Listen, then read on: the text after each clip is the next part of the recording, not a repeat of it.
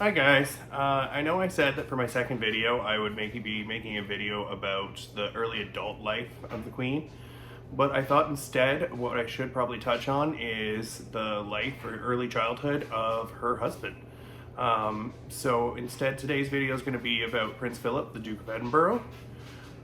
So basically let's get started. So Prince Philip was born Prince Philip of Greece and Denmark. He was born on to the 10th of June 1921. He was born at Mons Rizos Villa on the island of Corfu. Supposedly he was either born on the dining room or kitchen table. I don't know about the kitchen table part because, you know, royals, I don't think they've ever been in the kitchen.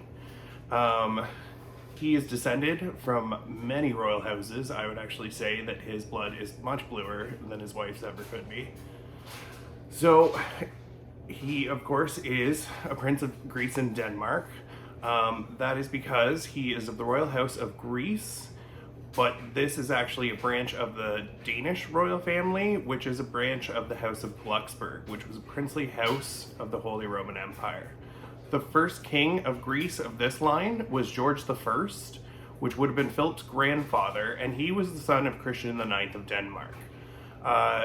The Greek people, by that I mean like the leaders, asked the Danish to nominate a son, or basically they took nominations from many royal houses and they chose the Danish royal family, mostly because they were very peaceful. They were on friendly terms with most countries and stuff like that, compared to, say, Great Britain or the Russians or something like that, where it's like they were much more war prone, things like that. So it seemed like the safe bet for the Greek. He is the son of Prince Andrew, who would be the fourth son of George I. Andrew's oldest brother, Constantine, ends up the last king of Greece. We'll get back to him in a moment, though.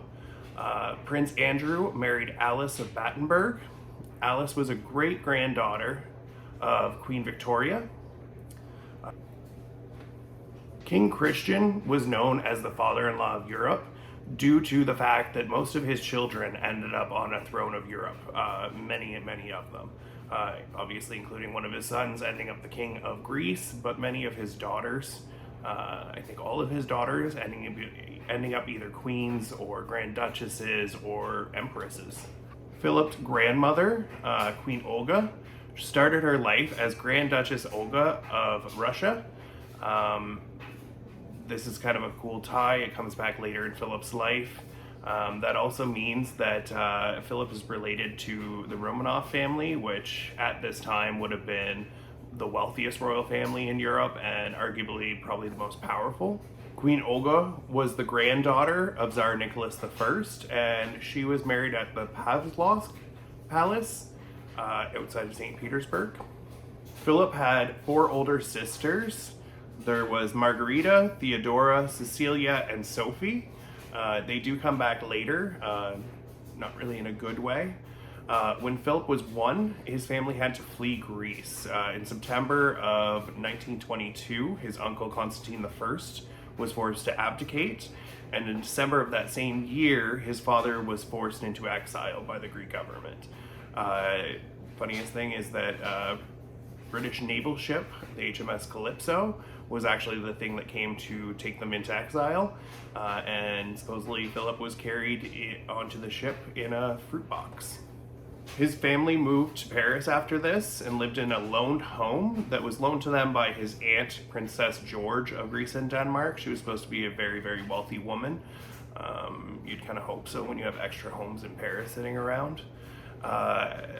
As Philip got older, he was sent to the Elms, an American school in Paris. Philip was sent to the UK to live with the Dowager Marquess of Milverhaven, his mother's mother, and also under the care of his uncle, the second Marquis of Milford Haven.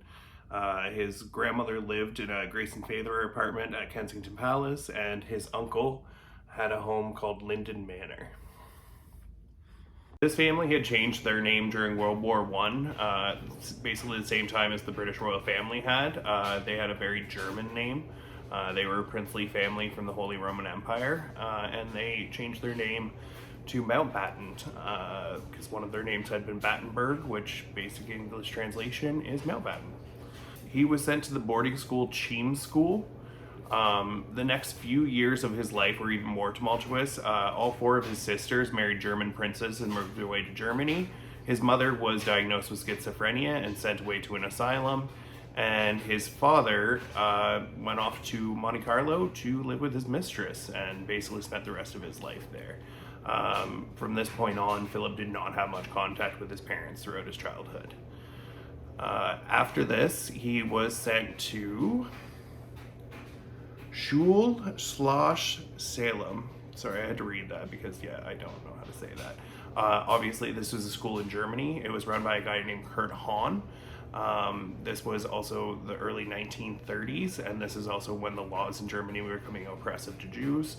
So Kurt Hahn was a Jewish man, and he did have to flee persecution, so he ended up going and setting up a school called Gordonston in Scotland.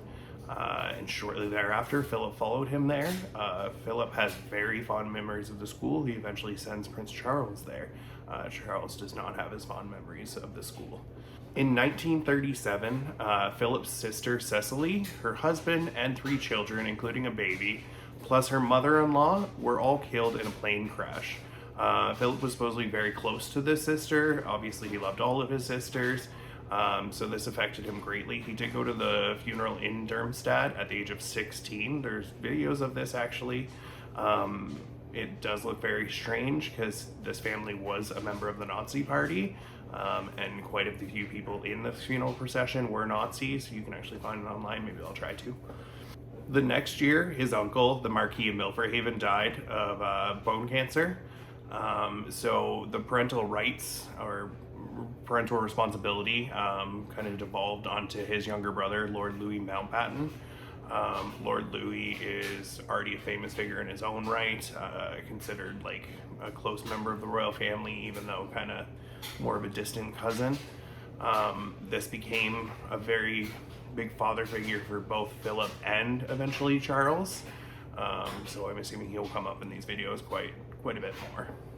After leaving Gordonstone, Philip went on to the Royal Naval College, Dartmouth. This would be where he would meet a 13-year-old Princess Elizabeth when her family was on a royal tour of the school. At this time, Philip was 18. Nothing happened or anything like that, but it is a very famous meeting. Basically, after this, World War II does break out. Philip does serve in the Royal Navy. Slightly odd, 2 of his brother-in-laws were on the Nazi side. He's a midshipman at first. He does then get promoted to sub-lieutenant, followed shortly thereafter by another promotion to lieutenant. I'm sorry, I'm not really a big war person. He is actually in the Bay of Tokyo when Japan surrenders. And he is sent back at the end of the war to be an instructor for petty officers at HMS Royal Arthur. So this basically leads to the time where him and Elizabeth do get engaged. Obviously, they had more contact before this happened, but I would like to save for another video when we're actually talking about Elizabeth. We'll get into detail about more of their story, obviously their engagement, supposed disinterest that her father had in this marriage, but I'm thinking we'll cover that in a different video, like I said. So I will leave it off here. I hope this was like informative on Philip's life, and I hope you keep watching. Thanks. Bye.